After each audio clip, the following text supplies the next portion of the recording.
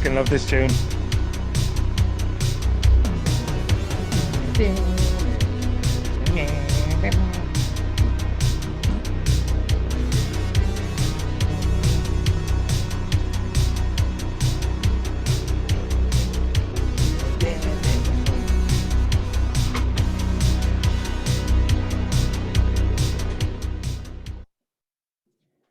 Welcome back to another episode. I'm your host, Vincent Green. I'm your host, Noel John Tui. And this is Dark Side of the Moon. And let's get to it, motherfuckers. And Noel, so what we're going to do this week, we're talking about...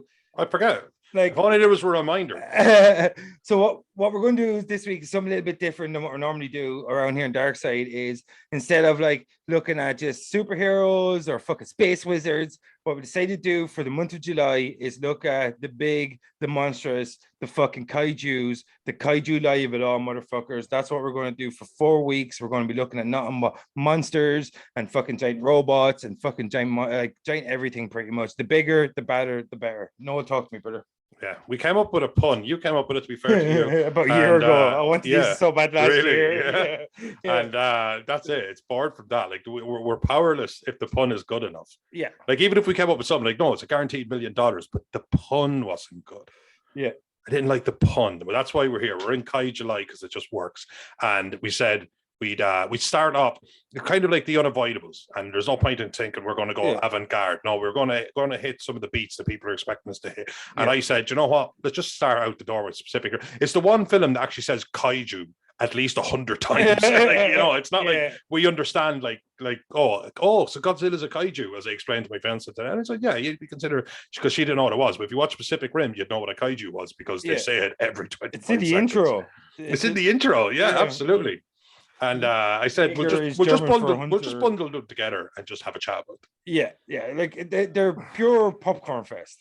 Like they are pure popcorn fest. Yeah, better robots than Transformers by a long way. The way they my god, and a bit more loved, visually spectacular. Yeah. I mean, and I don't want to just gloss over that.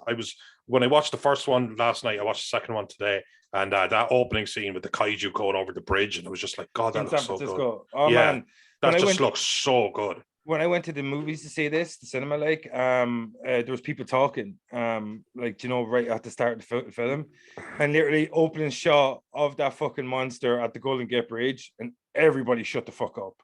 There you go. Everybody shut the fuck up, and I'm like, that's how you fucking captivate an audience. You know what I mean? Yeah. Like, that's a great opening.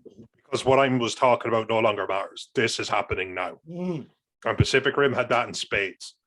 Yeah, like both movies, they aren't fantastic, but I went to see both of them in the cinema because they have to be seen in the cinema. I watched the two of them in the last 2 days, and I wish there was more movies like it. Yeah, even though it's not like, don't get me wrong, I get, like, if it was the same as how many superhero movies are, I get fatigued. Yeah, but like, there's very few films like this. This was. I'd watch a couple of more Pacific Rims. I'd like something like this every year. I wouldn't mind the Pacific Rim job every now and again. Yeah, exactly. Pacific Rim job would be definitely the most expensive porn ever made. You know what I mean? Kaijus. So like I mentioned a minute ago, Transformers, and like. Obviously there's going to be comparisons. There's going to be comparisons, and like what I was going to say to you was, like, obviously without the technological advances made during the making of Transformers with Michael Bay, that you wouldn't probably have this movie, and it probably wouldn't look as good as it does either. Fair as well. So what do you think of? I know we touched on it. How do you feel that the Jaegers weigh up against something as iconic as an Autobot or a Decepticon? Well, being an 80s baby and growing up, 1880s, joke never gets old. Joke never get on like me. Yeah, but I set it up and he fucking knocked it out. I love the first Transformers film, and when I seen that back when it came out in 07, and there was nothing like it at the time. Yeah. Nothing. Yeah. And it blew me away. It took him 36 hours to render a shot with more than one like Transformer in it or some shit like that at the time. Something ridiculous like that. Just the actual man hours to make it look so smooth and cohesive. And so I had to, and give us a spring. That's 12 hours right there. Someone's like, talk about like just built in that you just have this guard. Yeah. Anyway, you have to give some credit to what came before you, even if it wasn't to your taste. Unless it's something you enjoyed. Unless it's But this film, when you watched it, had a little bit. It had the sense of what's the word? I'm looking, peril. Yeah. I just didn't give a fuck after the first Transformers film. Yeah. So this film, I kind of like, and the first film especially, like a lot of the people who were riding around in the Jaegers, they died. Yeah. A lot of them did. Oh yeah, of course. Look at There was a sense of actual danger when you went in, and you weren't going to Neo it. It wasn't like, yeah, it's going to be a big bad thing, but you have all of these like excellent powers that you can't even understand. No, there was actual sense of that. And so like for a film to have that on that scale, I thought that was really cool. Of course, people were going to die when they're putting them Mach 4s, Mach 1s together in 18 months, man. Yeah. I mean, but like, I mean, remember the German kind of two in the first one, and they're drowned and like the crushed. Russians. Yeah, with the Russians. Yeah. And yeah, they're held under the water and then kind of crushed or something. And I'm thinking, that's mean, man. That's a nice. Do you remember they're kind of grisly kill? You know, they're like no attacks in their under their watch. I'm like, they're dead. Yeah. Oh yeah. Because see, what they always do is in these movies, you build up the side characters and then have them getting wiped out, so you can actually create scale. You can create what's the word I'm looking for? You were talking about there a second ago, like threats. What's the other character word? development? No, peril is a real sense of doom. Yeah, pretty much. Yeah, a sense of peril. That like if you pretty much wipe out all these guys and then you have the ragtag crew come in and then the odds are massive. Oh yeah, because like when San Francisco Bridge gets taken out, the death toll would have been massive. Bridge. But it's just on a film. We don't know who any of these people are. It's not real. You're detached. So again, of course, but sometimes they try and just expedite it by kind of going, here's a picture of my family. I love them very much. I look forward to going on holidays with them when I'm very much alive. and like the guy, that poor fucker that played Spud Gun when he was in Spud in Trainspotting, when he was in Alien versus Predator. Here's a picture of my wife. I love being alive and being with her and being a dad to our kids who just love how alive I am. That guy, 85. Yeah. And oh god, but this actually had some kind of heart tear-jerky moments, not like all the way there because it's kind of on such a huge scale, but I thought when I watched it, I was like, okay, that had a bit of heart. Yeah, despite being popcorn. Yeah, like like Guillermo del Toro directed it, so it's always going to have qualities. Like it's a simple fact. But like the problem I found is that and I messaged you when I watched it there yesterday before that, like Charlie Hunnam and Rico Carucci, I think her name is. I'm going to check this here. But they have no chemistry whatsoever, like absolutely whatsoever. Rinko Kikuchi, yeah, so close. But like I thought they had no chemistry whatsoever, and I just like a lot of the times there are scenes that they share together outside of the action. There's a real lull. Like the more I watch Pacific Rim, the more I feel those lulls because I know they're coming up. If that makes any sense. Yeah, and especially when the scale of something is so absolutely massive. Yeah. When you're just like, when I've just watched somebody pick up a battleship and use it as like a crowbar, a sword, a bat might be the best, and then you're going to have some dialogue. It needs to fit. It needs to at least have heart. I mean, Charlie Day was brilliant in every scene he was in. You know, you didn't mind. You never felt like you were losing pace with him. Idris Elba is Idris Elba. Yeah. Bern Gorman, Gottlieb, the other scientist, of course, I've always loved him and everything I've seen him in. He's always kind of like in things. But you're right that their two's chemistry was non-existent. He was in Game of Thrones, wasn't he? Was he? That dude, he's the guy who kills fucking the Lord Commander. G.I. Mormont. Oh. Or GR, is that his name? Oh yeah, I see it now. Oh god, yeah, I'm terrible. Isn't he like, do you remember he's like, here I am, and he's like from Flea Bottom or some shit, and he's like drinking wine out of the fucking skull of G.R. Mormont. Yeah, I'm pretty sure that's the same dude. But you're right, yeah, no, there wasn't much chemistry between them. It was kind of shoehorned in. Yeah. I think Charlie Hunnam, just that he's a great actor, don't get me wrong, he was amazing. Sons of Actually Anarchy. Very fond of him as an actor. Great actor in Green Street as well. But I just think that sometimes people try to shoehorn him into roles that don't quite suit him, and he's not a movie star. He's a character actor, in my opinion. You know what I mean? Like yeah. Like if you look at like King Arthur, he just didn't suit the role at all, in my opinion. And it's same with Pacific Rim. He doesn't come across to me as an action star. You know what I mean? Like, whereas I think not that type of action star, at least not the not the classic kind of. Yeah, I just think that the movie, the main star should have been maybe Idris Elba. Yeah, you know what I mean? Because you're watching John Boyega in the second one, he's kind of got that like it's not like the John Boyega is necessarily a better actor or anything like that, but he just has that natural kind of grounded kind of thing where it's a bit of ease about him. a bit of ease about him, and he's kind of got a bit of character, and exactly. He's more like people I know or something. You know what I mean? Like he was a bit of a cheeky chap trying to get by, smart, but like out for himself kind of thing, setting him up. And obviously he had these dimensions. By the time he ended up in the jail cell, only a couple of minutes into the film with Amara, they already had a bit of like, no, you shut up chemistry going on. And it was you kind of liked them together, like, you know. I think, and it wasn't, and they moved away from romantic. She's younger, like, so he was just more of a annoying little sister kind of vibe, like a mentor. Yeah. I just think with Charlie Hunnam, I think he's better in intense roles. Like, you know what I mean? Like I said, Green Street and Sons of Anarchy are two of his best roles, and both of them are very intense character-based roles. And I just think like that's what suits him better. That like King Arthur, like he does have a specific type of charm about him, but like John Boyega and Idris Elba, they're very chill. There's something about them. They're very easy in the roles. Like it's like with John Boyega, like when he's doing soft moments, it doesn't feel unnatural. It feels like it's the kind of thing where you can imagine John Boyega probably in real life that he probably is that kind of person that would sit down and have a heart to heart with you. Whereas Charlie Hunnam maybe he does as well, but it's just I think Charlie Hunnam he's better portraying intense characters. And what I've seen, when he's more laid back, it feels a bit more forced. Like I don't know, like maybe it's just like my perception of him as an actor. And like other people probably love him in these things, like, but I just think with Charlie Hunnam that he's better when he's kind of more into the role. And when anytime he tries to lay back out of the role, it feels like I don't know, it feels a bit wooden at times. Yeah, you know what I mean. Like he even managed to carry Scott Eastwood. Scott Eastwood's thing is that he's always looking at something that's just a little bit outside of his. He's an Eastwood man. It's just like is that a yield sign or a stop sign? That's just it, like, you know, Scott Eastwood is always looking at something that's just outside of his eye line. That's his. He actually wasn't bad at it or anything like that, but I don't know, like you'll never be. I think they're just too big boots to fill, man. Too big boots to fill.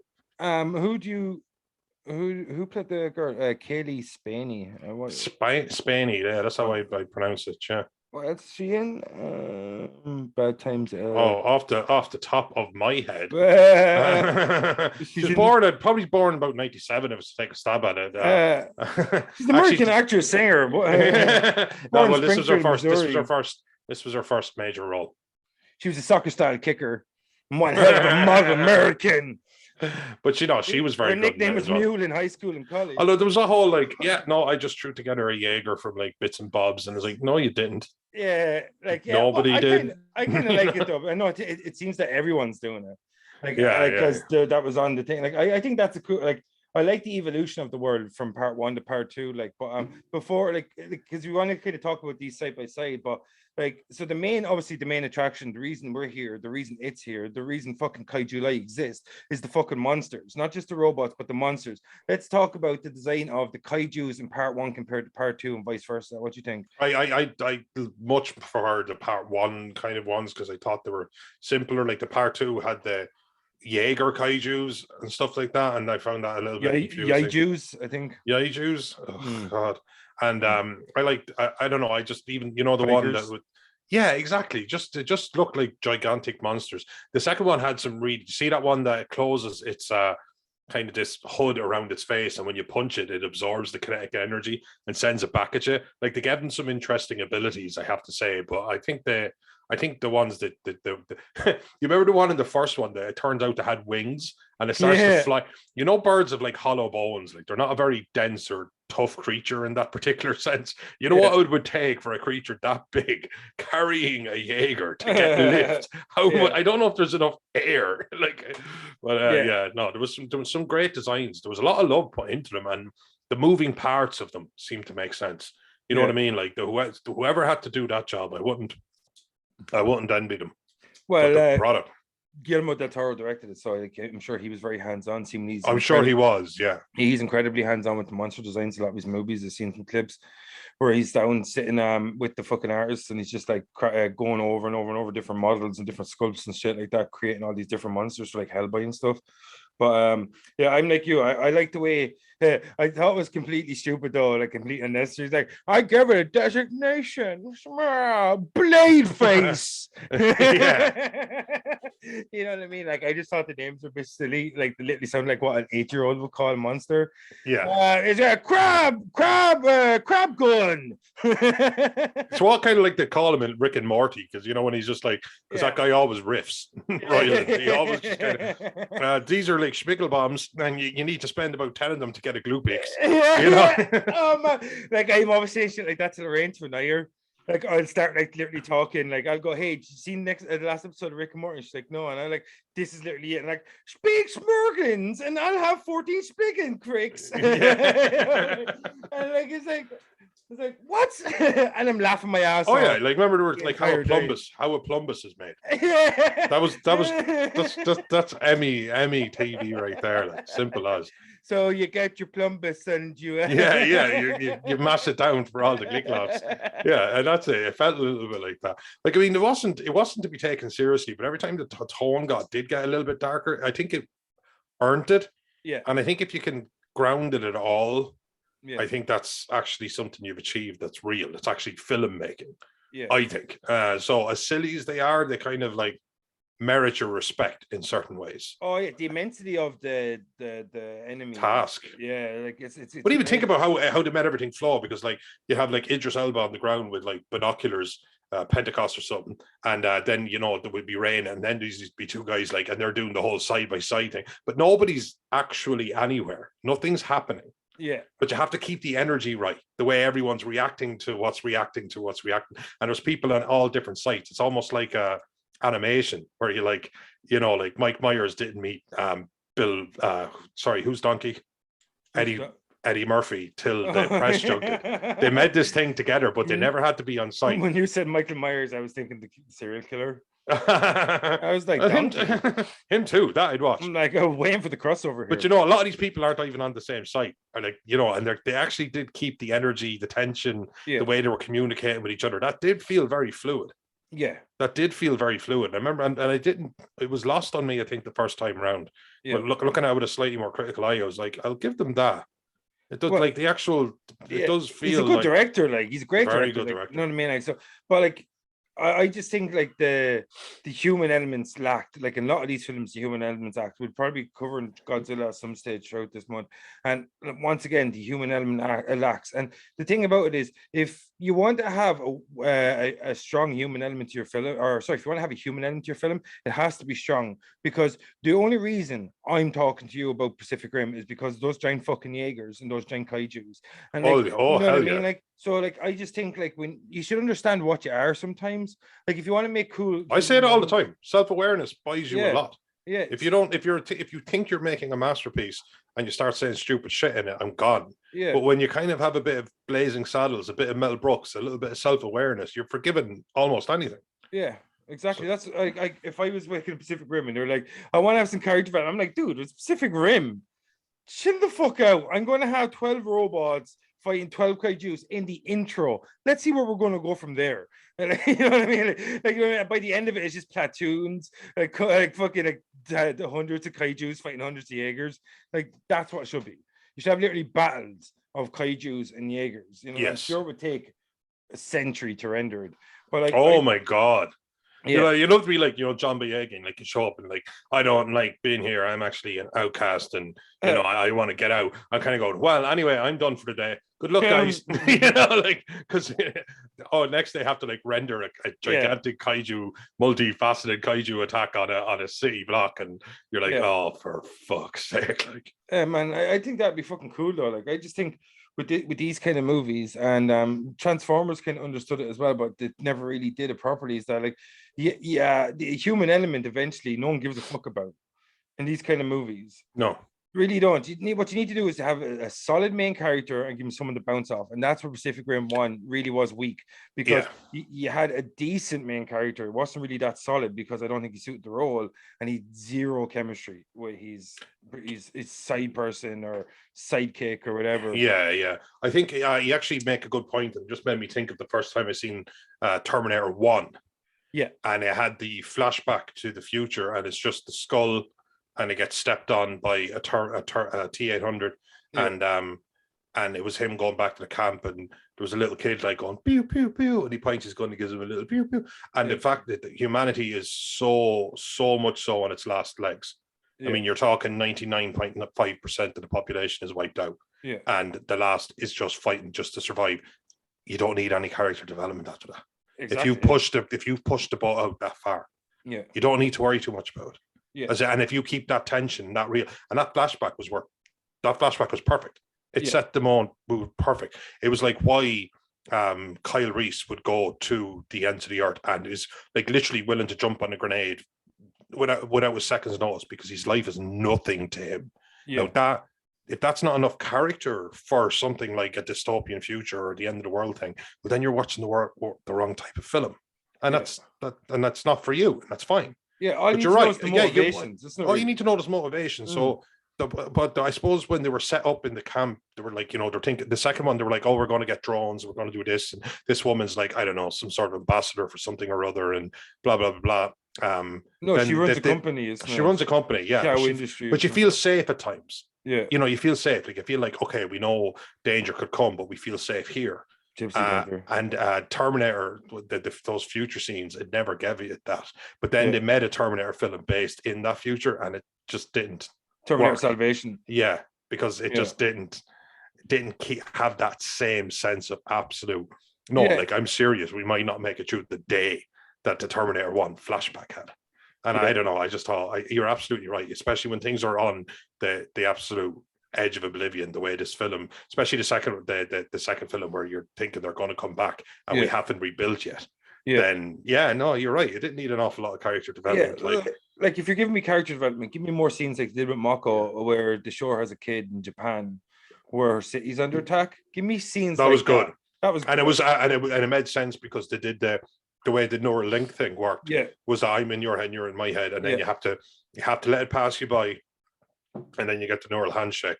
And she got lost in hers, and he went in to help her, and that was kind of cool. Actually, don't trace the rabbits, random access, brain, it was exposition. It was exposition just done in a way that didn't feel shoehorned. That was a particularly good piece of storytelling, I thought. Yeah, and it shows you straight away, like it builds to the fact that how you see Idris Elba and her, how they met, and why he's so protective of her, and all this kind of stuff.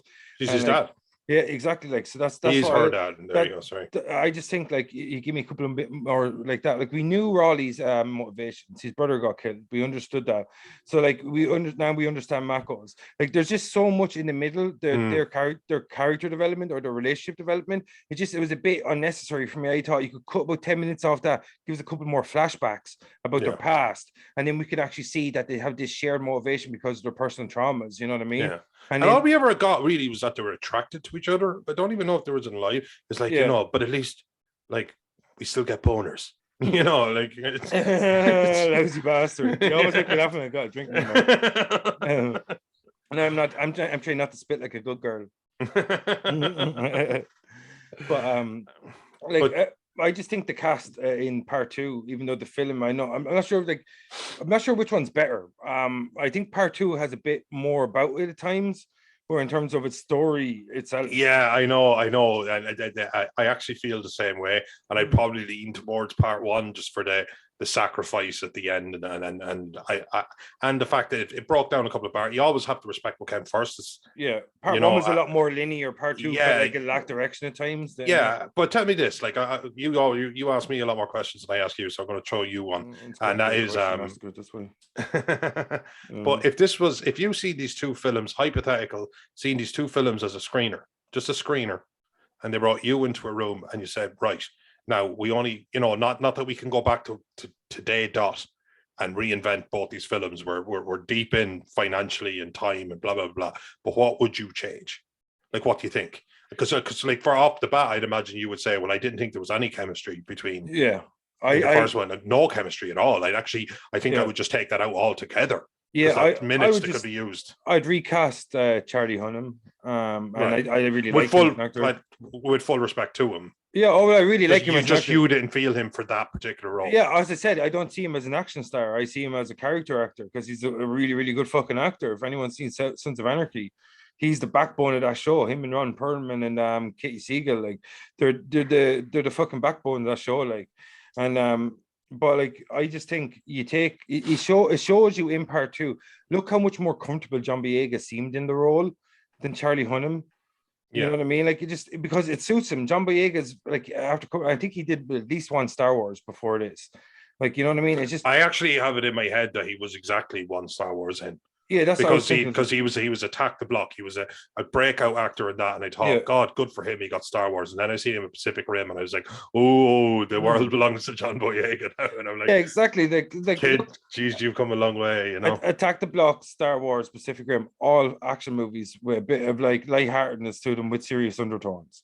Yes. And that's he's a relatable guy. He's a grounded guy. He just gets that vibe about him. He's a good actor, and he's a great actor. I'm not. I mean, like, he's a good actor, but he's so at ease with himself when he acts. I find that's what I love about John Boyega. Just in any movie I've seen him in, I'm like, I can't imagine anyone else's Finn.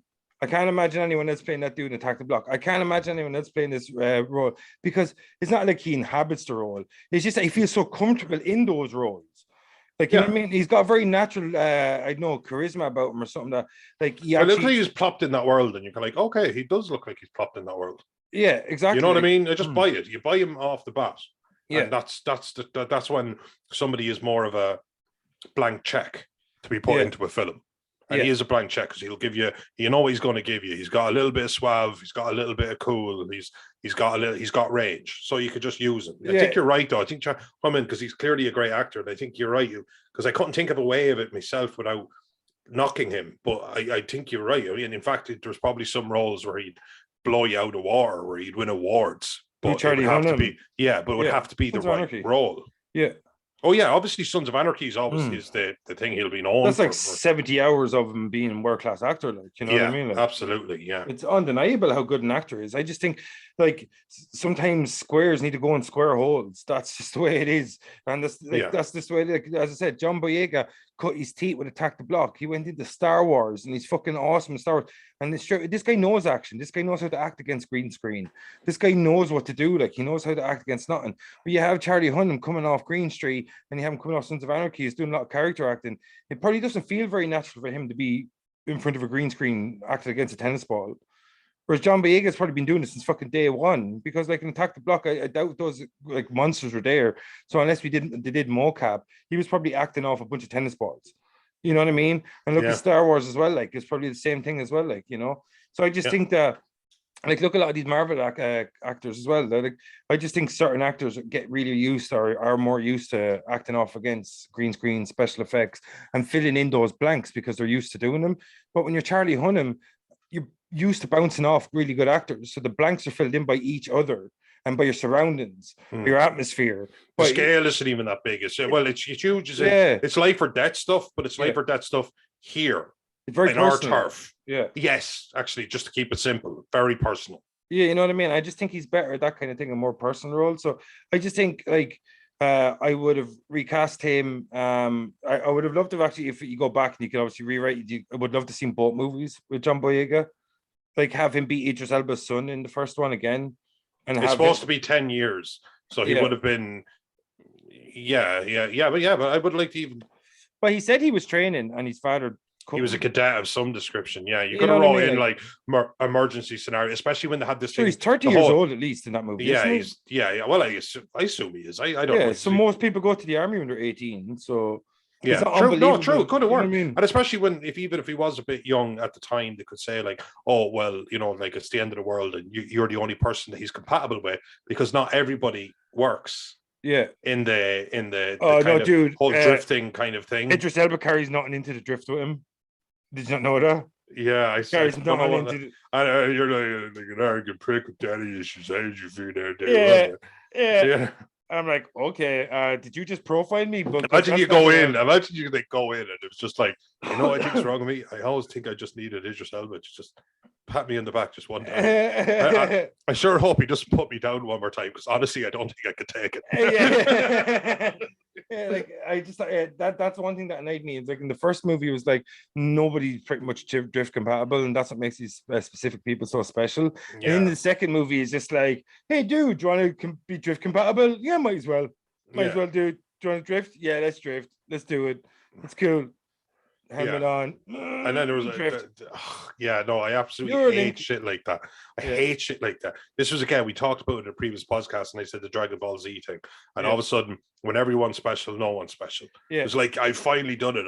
I'm a Super Saiyan. It has to be done by the race in 1,000 years. And now, like, we all are. Everyone is. You not? Not? Like, that the surprising thing would be if you weren't at a certain point. So yeah, no, I hate that. And obviously, I remember going into the second film thinking, wow, the way they always go bigger on scale. And I remember just thinking, wow, that was specific Rim. Like, you know what I mean? Like, you had gigantic 100-story tall monsters fighting 100-story tall robots. How the hell are they going bigger? But they did. But they did. Then they did it with stupid. I'm sorry, I wasn't a big fan of the. Sorry, what you had a good word for that? Which one? Jagus. Oh, Jagus. Kaiju and a Jaeger would be a Yeju. A Yeju, I like it. A Yeju. A Kager. A Kager. Yeah. That's I think that's just an exercise that just keeps you. No, never mind. What did you make of the shift between the kaiju to the drone tigers? And I don't really get what happened there, because it all kind of like instantly went to shit because your man Charlie Day's character had hacked it or something. Because I was expecting them to kind of like delve into that a bit more, and then they just did not. Pretty much what Dr. Newton, by the way, sorry. When Newt and the other doctor did the neural handshake with the neural link with the kaiju brain in part 1, they were saying that pretty much what were they called? The observers or some shit? What were they called? But precursors. The precursors, sorry. So the precursors pretty much like hacked Newt and were controlling him. And that's why he was like going home and at night, and he was like neural handshaking with the fucking kaiju brain and shit. That he called Alice. Yeah, he called Alice. And so that pretty much infected him. And then when he was creating all these fucking things, that seemed he added some bits of kaiju in there somewhere or something. That's what I'm saying. Like, the first story is a much more linear. First movie has a much more linear story. It's like, you got trauma, I've got trauma, now let's go save the world. Whereas this one is like, oh, I've got trauma, you've got trauma, where I'm also an outsider, you're an outsider. Well, this guy, he got hacked by a fucking precursor from another dimension, and now we got kaiju fucking Jaeger cross hybrid things, and then we're gonna have a kaiju later on that's 3 kaiju, but that kaiju actually becomes one giant kaiju. And I mean, I'm the anime guy, I know, but I never got into like with the Gundam series or anything like that. And is that the one where like there was a few of those where it's essentially 3 robots turned into one super giant robot, almost Power Ranger style, and it's like they had the kaijus do it, and I was like, okay, all right. Okay. Do you remember those dudes? They're like, go for the eyes. Which one? All of them. Yeah. Like immediately. Like pure slow-mo. Actually, man, you notice in part 2 that, like, in comparison to part 1, that just like all the battle scenes are in daylight, because after part 1 came out, loads of people complained about how nearly all the battle scenes were at nighttime because they couldn't see the detail of the kaijus or the Jaegers, and that's why nearly all the battle scenes are daytime. You know what? I there's no point in retroactively lying. I'm only realizing it as you say it. Like, I can picture the fight scenes from the first one, especially seeing the 2 of them within a 24-hour period. But I suppose I did think it was very bright for the second one. I thought, but of course I do get it. But like, sometimes even with really great special effects, sometimes that just bit of mystery, like the eyes coming out from the darkness. Like, I mean, there's no point in losing that. You could have had the best of both worlds. Yeah. You could have had the best of both worlds. Yeah, I think you could have had one battle that was later in the evening or something. I don't know, but it was. You're right. It was very. Yeah, I think the thing is when it's nighttime, it makes up for any kind of frailties in the CGI. Yeah, you get away with something at least. Yeah. I think that's why a lot of the times they do that, where they're having fighting night and shit.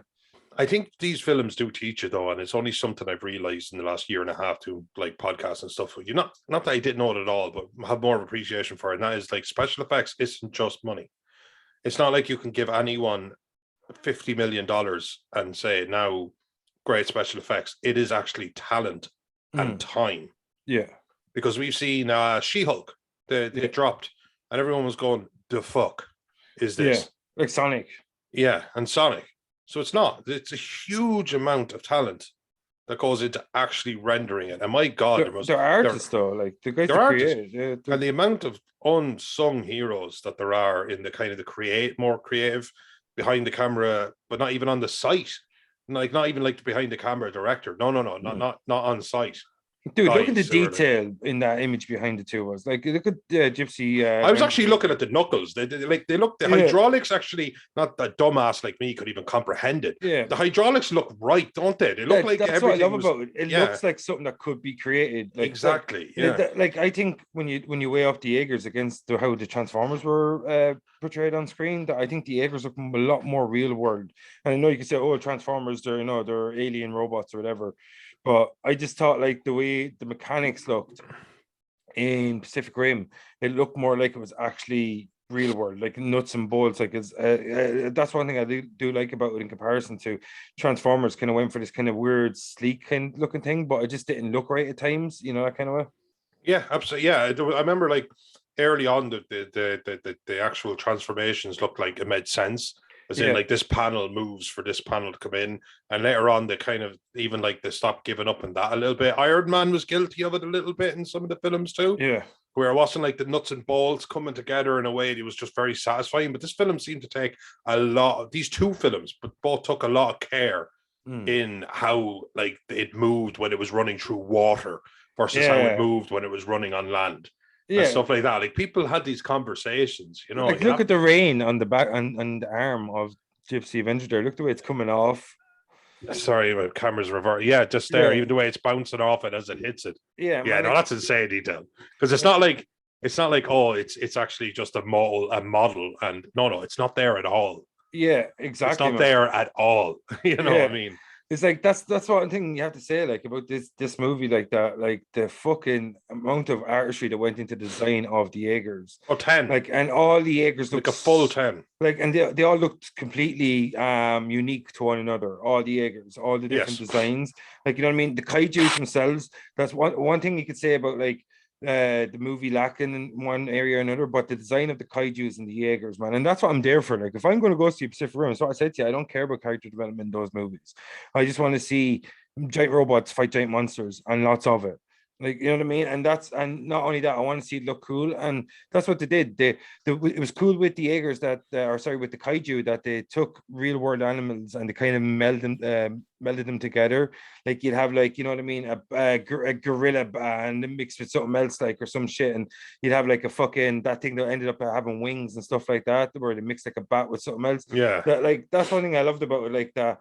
They kind of made it look like they could exist in reality, even though it was so ridiculous. Like it evolved in circumstances that we couldn't understand, but it still evolved. Yeah, absolutely. Like every part of it served the part. They weren't like, oh, we'll put gigantic tusks on it, and then we'll put like but like it looked like we give it 15 arms. But even like to see one thing that it screams, and the inside of its mouth, like the reverberations off the root, it seemed to have a low hanging, saggy roof of its mouth, and it was glowing blue, and it spit acid and stuff, and it all just seemed like somebody sit down and actually thought about the biology that they're trying to imagine and bring it to life. And between somebody with like literally a pencil and somebody with the most high-tech, sophisticated software available in the world today, it would be a fascinating process to see for a film like this. I think it would be the most fascinating aspect of it. Yeah, I love the way they kind of like, okay, if these were attacking for a few years, how would they've developed these Kaijus to take out Jaegers? That's one thing I loved about it. Do you remember when they made the coastal wall? They're like, no one's getting through our coastal wall. It broke through the coastal wall in under an hour. They went through that wall like it was nothing. Yeah, it's like that wall was like obviously such a terrible idea. Yeah, of course. They just laid waste to your cities, dude. They're really good at breaking things made out of stone. You know what I mean? Like stealing. It's strange how some people seem to be under the impression that building a fence or a wall is like a thing. Yeah. And it will do a thing. Yeah. It's like they'll just go over it. Dude. Just go over it or under it or through it. It's a wall. Yeah, it's gigantic. You could probably climb over it with a boost. Yeah. Like safe doors are made of. If you can make like one of those that goes all along the coast, then we'll talk. Yeah. Then we'll talk. But like brick and mortar, like, just like no. Yeah. Oh man, I just thought that was the fucking dumbest idea. It's like, let's just put up a wall. That works against giant monsters that have been decimating your fucking cities Oh yeah, absolutely. Made out of the same shit that wall's gonna be made out of. Fucking idiots. Yeah, exactly. You know the thing that can take like a punch from a gigantic nuclear robot. Yeah, build wall. Yeah, build wall. Just build a wall. Yeah, just see the way like you know what I like. You know, like my look. I'd be like in that universe. I'd be one of the pricks who actually ends up building the wall. You know, I'd be one of the guys who's laying like a cylinder block down, going, God, this is so fucking stupid. Yeah. But like I have to do this for the next 3 years. You know, like they're so confident in the wall though as well. They're like, let's just decommission all the robots that have been saving our lives. All of them. Like, yeah. Like, come on, it's a wall. Look at the size of our wall. Like, look at it. Oh my God, it's climbing over the wall. One of them had wings. And the giant monster is breaking through the wall. Nobody could have seen this coming. It's the only thing I can console myself with. Yeah, it's like nobody can see it coming because we had a giant wall. One of the things could fly. Yeah, that's it. Yeah. Like, Jesus Christ. Like, the wall is the worst thing you can use to protect yourself against giant monsters. But you know, do you ever see these things like sometimes like a tweet comes out from like an organization or something, or like that Pepsi ad that had Kendall Jenner in it, and you're thinking like, this isn't just one part. This isn't just like somebody drunk tweeting going like something racist or something stupid. It was just like, wow, a lot of people okayed this. Like a lot of people okayed this before we got to see it. And the wall in Pacific Rim has to be one of those things. Yeah. Oh man. Like I sometimes you watch a movie like, how the fuck did that make it to the screen? Like the wall. Like, how did nobody just go like, yeah, the wall's a stupid fucking idea.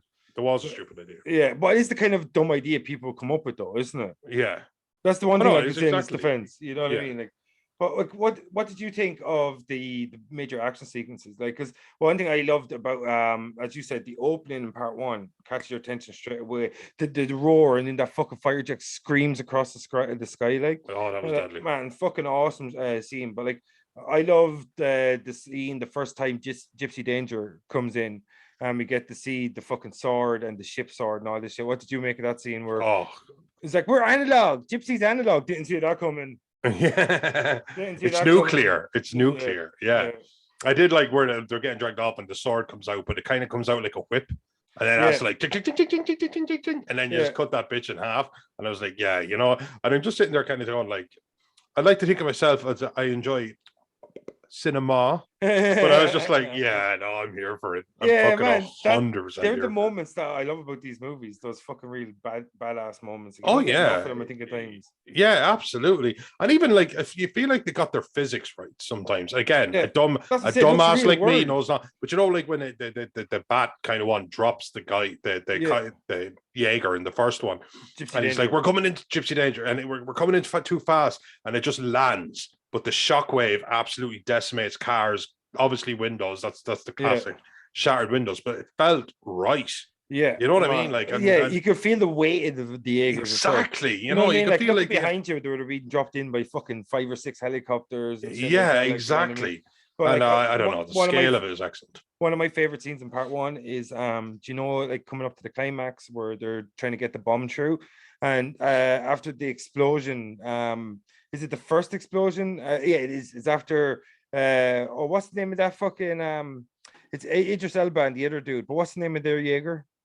Do you know what it's called? Idris Elba's Jaeger. Yeah, the one that, remember, it's actually the 2 Australian boys Jaegers, but he gets. Injured. The father gets injured or some shit. No, keep on with your point, and I'll find it for you. Yeah, no, just one of my favorite shots is where they set off the bomb. They're about to be killed, and they set off the bomb to bring them with them because remember they're going to use Gypsy the Danger. Brawler, Coyote, Horizon, Romeo, Tacit Ronin. What the fuck was that? And Cherno Alpha. Dude, did you just have a stroke? Yeah, a little bit. They were the known Jaegers. No, it was different. It was called Shadow or something. No. Yeah, no. But anyway, so I just love that scene where they set off the bomb and all the water recedes for a second.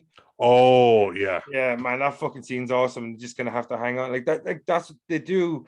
They show you the immensity of the task as well, like you said, like that was saying earlier, and it's like they also show you the immensity of the Jaegers and the amount of hardship that they can endure before they get the stride. Even though some of them in part 2 are just like, one guy gets his legs taken off immediately. Like the Yeah. Jaeger was made out of plastic. Yeah. You know what I mean? Like, but like there is some inconsistencies in that, but like I just love the way it show, like when you have a fucking monstrous thing like a Jaeger. Like I love when they show how much hard you can do. You can go underwater, you can fight these fucking creatures on depths of the ocean and shit like that, man. And like I just that's one thing I loved about it was the action. The action was good, and that's what I'm there for. When I'm going to see Pacific Rim, if the action's not good, it's fucking shouldn't exist. Yeah, You know what I mean? agreed. Yeah, that's it. And one thing I will not hear about this film was that the action wasn't good. Yeah. I won't hear it. I'm not here for it at all. I mean, it was entertaining. It was balls out. It was huge scale, and it had a bit of love put into it. You could feel that from it. And again, the physics and the flow and everything felt right. Yeah. Even smarter people than me might not agree, and I relent. But like, definitely, as far as an action film went, I was like, this is a very easy watch. When I was watching, I was kind of going, this is actually fun. I haven't revisited these films. This is actually a lot of fun. And I have to say, like, I don't know, maybe more Pacific Rims. I don't think there's. I don't think we've been inundated with. I think there's a TV series on Netflix, animated one. Yes, I'm not even sure if I've seen it. Yeah, I haven't seen it either. But I just think like with the aesthetics of these movies, I'd want to see them in live action. Like just the look of the Jaeger is something that you don't get to see every day. Like this is how a Transformer should have looked on screen. Like, you know what I mean? The moving parts, the real world nature of it. Like that's one thing I love about these movies, man, that the monsters and the robots, they're so out of this world and they're so outlandish, whatever the fuck. But still, in the end of the day, they look like they can exist in reality. And I think when you're creating something that's so fucking unreal, that you should try and encapsulate some sort of sense of reality into it. And that's what I think Pacific Rim did really well in its Jaeger design and its Kaiju design, that encapsulated some sort of reality into both of them. And they looked like they could actually exist in the real world, even though the scope and scale is fucking, unimaginable.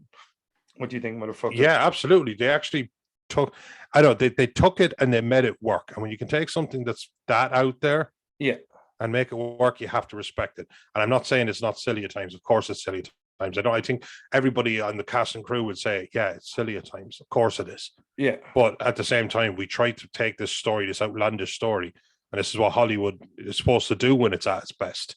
Just make it fun and bring it to the population and make it feel real. And they had a good cast, and it didn't hit all the notes. Again, the chemistry was off, of course. But all in all, I think 2 really entertaining films. And if they were the only films you were watching, you get so bored so quick. But why not have them there in the mix when you need to just wind down? You could do a lot worse than the Pacific Rim. You really could. 100%. I don't think we get enough of these kind of movies because, like, that's what I mean. It's popcorn fare, but it's not so fucking stupid. It hurts. Yeah, exactly. Like the second Michael Bay fucking Transformers, it physically hurt me. Yeah, man, that's the thing. Like, it's like we got 5 or 6 Transformers movies, and we only get 2 Pacific Rims. Like, I know Transformers has legacy built in from the cartoons and the toys and all this shit. But Pacific Rim, like, you can say what you want, it has way more fucking originality about it. Both of these movies have way more originality than any Transformer movies. And like that's the thing, like if you have something like Transformers that has all of that shit going into it, all that stuff that you can grow off of and build off of, and they failed, and we got 6 Transformers movies or whatever, if you want to include Bumblebee, that like I think it's insane that we only have 2 Pacific Rim movies, considering how much more there is to give from these worlds. Because I just don't think it made quite the bank, and I wish they had made more, because when you're watching it was like, I could have done another one of these. I gave up on Transformers after 1. Yeah, like I've seen all the Transformers movies. I can't help myself, but like I'm saying, like if I had a choice to watch Pacific Rim or Transformers, I'd watch Pacific Rim. Like, you know what I mean? Like, so, and that's the thing. Like, I just think they did more with far less than all of the Transformers movies, and still they don't get a 3rd movie or 4th movie. Like, and I don't know if, like, I'd like to see it on just a Netflix, because these kind of movies with the scope and scale that they're creating in, that they need to be on the big screen at least when they come out on release. So even though Netflix took the miniseries or whatever, TV series, I'd still hope that all the live action Pacific Rim stuff stays on the big screen, because when you have a movie like Pacific Rim, Jurassic Park, or Godzilla, or Transformers, they need to exist on the big screen at first, I think, so people can appreciate the scale of the story they're trying to tell. What do you think, Noel, before we get to fuck out here? Yeah, I do. I kind of like sometimes something has a lore and that just lends itself to success. And I suppose when you're coming into something like Transformers, it's huge, and there's got a lot of people who grew up on it and stuff like that. Pacific Rim really just kind of instantly tap into that base. But for me, that's a shame. I definitely think for absolutely overall value and love and being a little bit more grounded or just having a human element, I think I go Pacific Rim all day. And I think if things were done right, we'd have at least 3, not 6, not 7, not spin-offs, nothing like that, but a trilogy. Yeah, 100%. I think it deserved it. Yeah, And actually, looking at it, put Shia LaBeouf in Pacific Rim instead of Charlie Hunnam. yeah, Like, take Shia LaBeouf out Transformers and put him in Pacific Rim, and you got a way better movie, I think. yeah, true enough, actually. You know what I mean? I honestly think Shia LaBeouf's probably the better actor of the two as well. Like, and that's just my opinion. But when you see the fucking shit Shia LaBeouf And can do, there's never any drama with Shia LaBeouf. He just gets the yeah, job exactly. He's a done. good company man. So like, just bring him in. He'll 100% get the job done. He's not tormented or tortured by his past at all. We've all seen Even Steven. I would be tormented by that too. But all right, so no, do you have anything else you want to say about Pacific Rim and Pacific Rim Uprising? Watch it.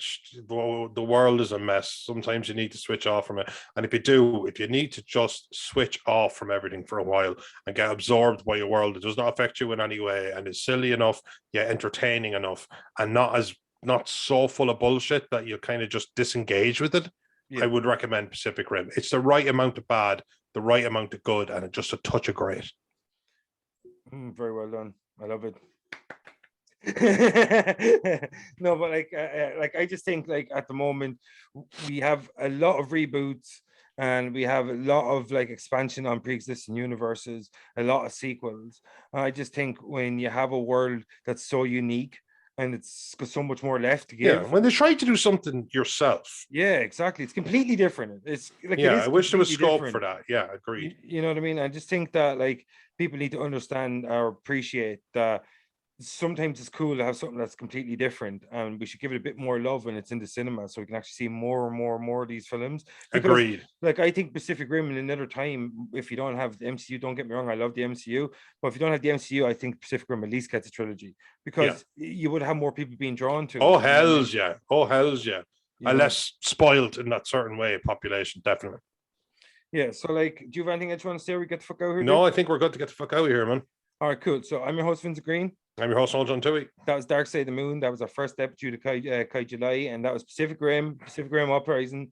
See you next time, motherfuckers. Peace. Pieces. Before I go, wrap your ears around this. Ready for it? I'm a god, you're a madman. This is the word of Darkseid.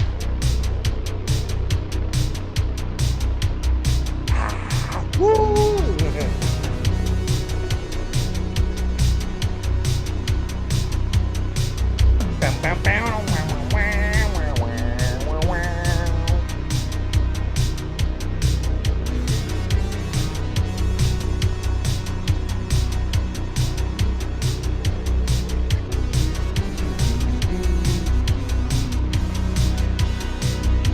That chord. Oh. Peace. Peace.